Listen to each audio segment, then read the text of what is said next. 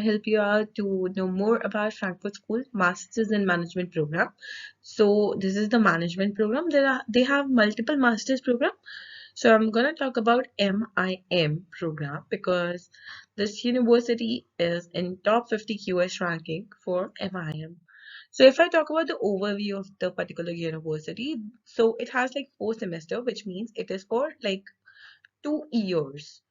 Program is for 2 years. If I talk about the tuition fee, it's 35,500 euros. The medium of instruction is English. It's in Germany, so it doesn't mean the course will also be in German. It is in English. It is in 100% English. Apart from that, the course start date is September 23. Application last date is June 23, but then I'll let you know more deadlines afterwards. Apart from that, the QS ranking is 45th rank in the world for MIM. Okay. So now I'll talk about class profile. So basically, the class profile is the class profile of previous year. Okay, the previous batch, the previous education of that batch. I mean, the undergrad education of that batch was this. So if I talk about the undergrad degree which they pursued was BA. I mean, business administration. It can be BMS, it can be BBA, BFA, or any different course which was related to business or administration studies, right? And if I talk about IT people, so even IT people was there, like 11% of IT people, I mean the tech field people were there. 50% males and 50% female. This is a very rare ratio which I have ever seen in my experience, because always the female ratio is less, but out here it's 50-50. So yeah, that's a good call, I'll say. There were 26 different nationalities, so that means all over the world it is renowned, and different people come up from different culture out there.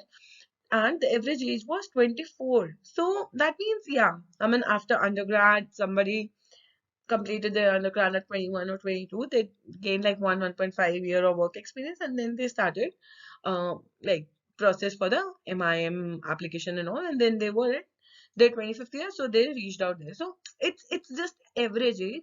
That doesn't mean you need to be 24. You can even apply when you're 21, right? Okay, so if I talk about the requirements, so first, academic degree, which means the bachelor's degree. I mean, this is the bachelor's degree. It can be in any field. The major thing out there is it should have 180 credits. So just check your like the bachelor's mark sheet. Out there, there are a lot of credits. Each semester you get credit for each and every subject. Generally, it is 15 credits each subject. So you can check how many credits you have earned. You need to have at least 180 credits. Apart from that, you need to have English language test, which means it can be IELTS, TOEFL, PTE, anything. A valid GMAT GRE score, but whereas they also give you an option to go ahead with Frankfurt School admission test, which is a good thing because you have an option that you can apply without the GMAT or GRE score, and you can go ahead with the Frankfurt School admission test. And an admission interview is also there to go ahead with the application process. So, if I talk about the application process, so the process is as follow. First, you need to fulfill all the requirements like your CV, supporting documents, your bachelor's degree, and if it is not in English or German, then you need to get it translated. Sometimes the degrees are in Hindi, so you need to get them translated into English, right? And okay, so about the deadline, so I'll have another slide for that. I'll just explain you later on. So if I talk about the third step, so that is assessment center. So whereas you need to submit your scores, your interview phase is this. In the third step, you need to give up the interviews. In the fourth step, you get the offer letter.